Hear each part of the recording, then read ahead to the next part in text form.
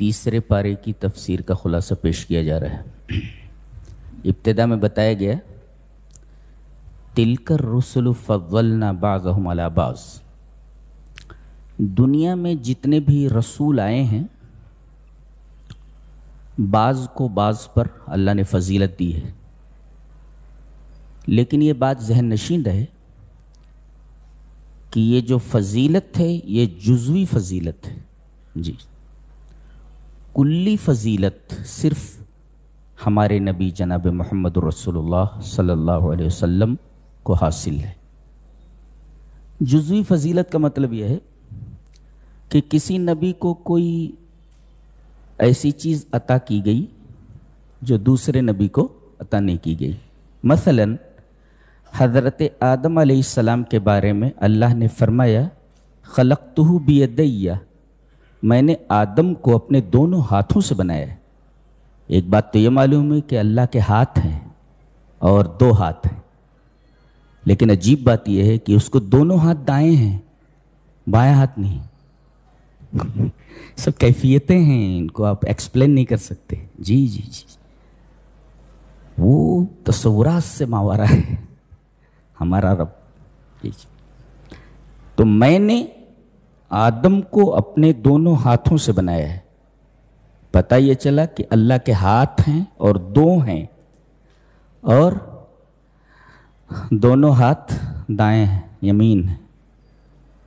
اور اسی طرح حضرت آدم علیہ السلام کا قد 60 ہاتھ کا بنایا ہے۔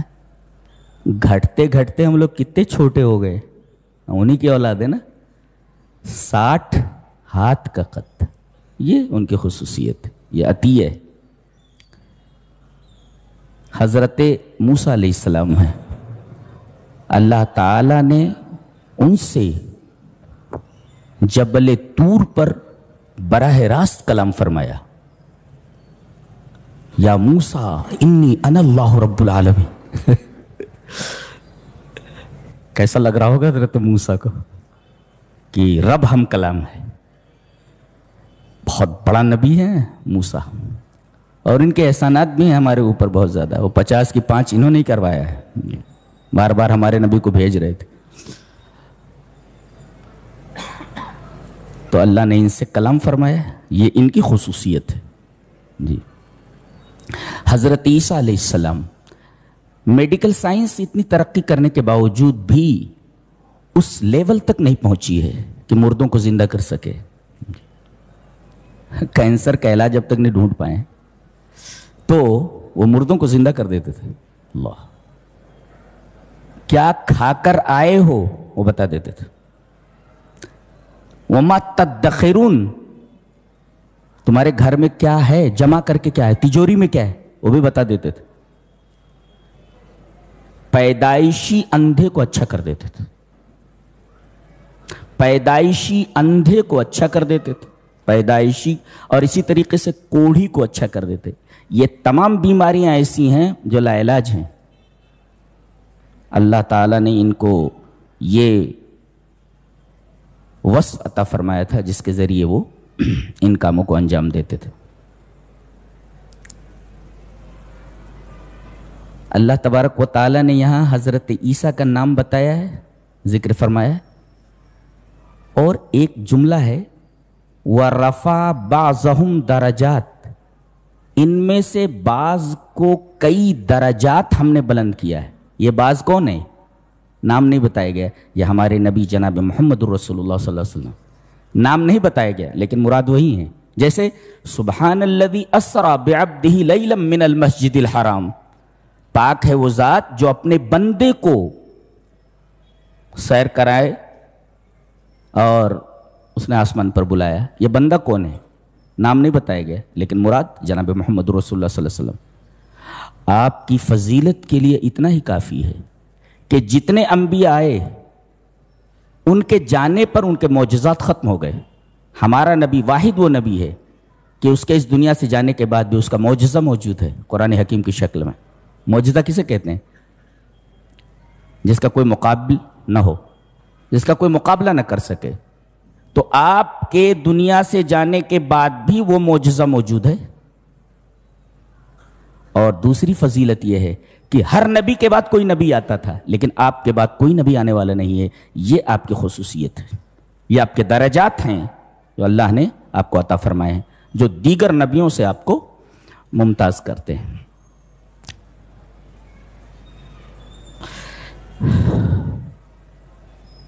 اس کے بعد آیت الکرسی ہے.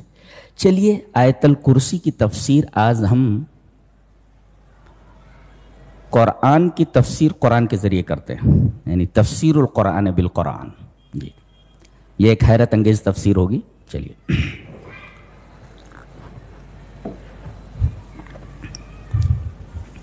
پہلے یہ سمجھ لیں کہ اس کی فضیلت کیا ہے.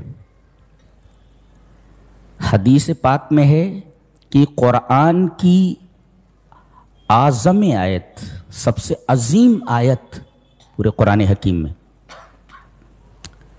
یہی ہے، آیت الکرسی. اور نسائی کی ایک روایت ہے،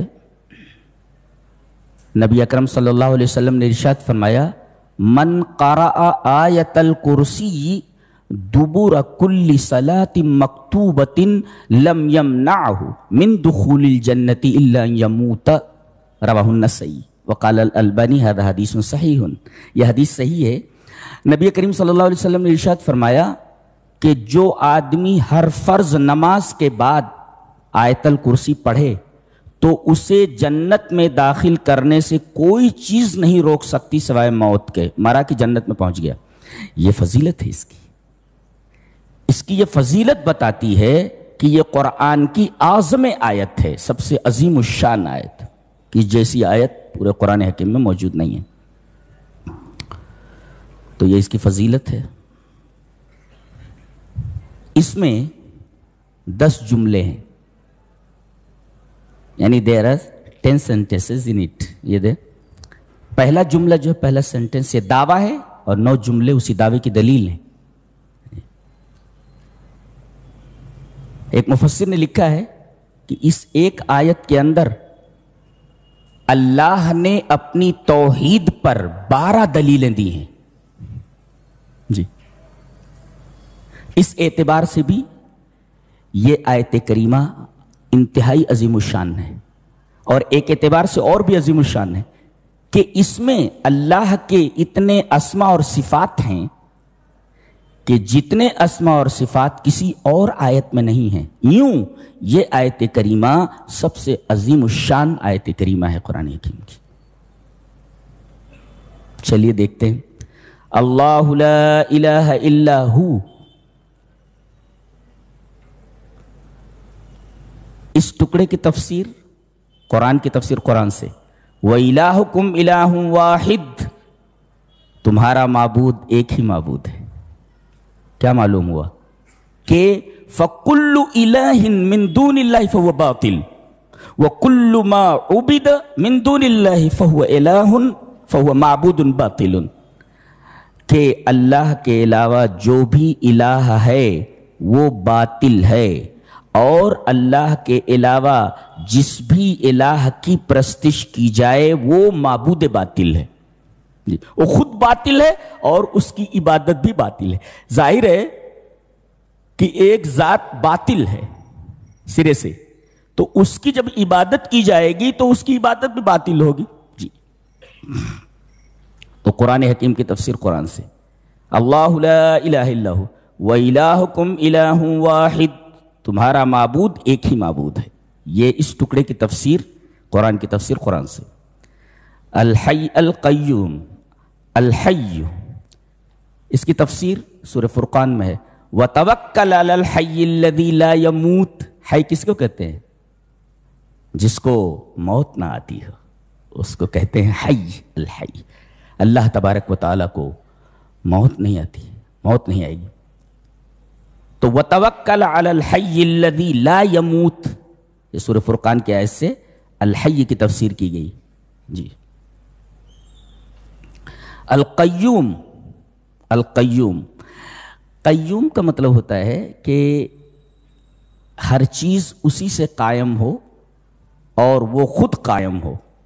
جی جی ہر چیز اس سے قائم ہو، وہ کسی سے قائم نہ ہو، وہ قائم بے نفس ہی ہو اور قائم بغیر ہی بھی ہو، یعنی خود قائم ہو اور دوسروں کو قائم کرنے والا ہو، اس کو کہتے ہیں قیوم. جی ایک مطلب اور بھی ہے، اے مستغنن عن کل احد وکل احد مفتقر الیہ، یعنی وہ کسی کا محتاج نہیں، سب سے بے نیاز ہے، اور کائنات کا کوئی ذرہ ایسا نہیں ہے جو اس کا محتاج نہ ہو. دیٹ از کالڈ قیوم. اس ٹکڑے کی تفسیر قرآن حکیم سے، یا ایھا الناس انتم الفقراء الی اللہ واللہ هو الغنی الحمید، اے دنیا کے تمام انسانوں تم سب اللہ کے محتاج ہو. غنی تو صرف اللہ کی ذات ہے جو قابل تعریف ہے. یہ القیوم کی تشریح ہے، اور القیوم کی شرح ہے آیت کریمہ سے، تفسیر القرآن بالقرآن. اس کے بعد فرمایا گیا لا تاخذہ سنۃ ولا نوم، اسے نہ اونگ آتی ہے نہ نیند آتی ہے.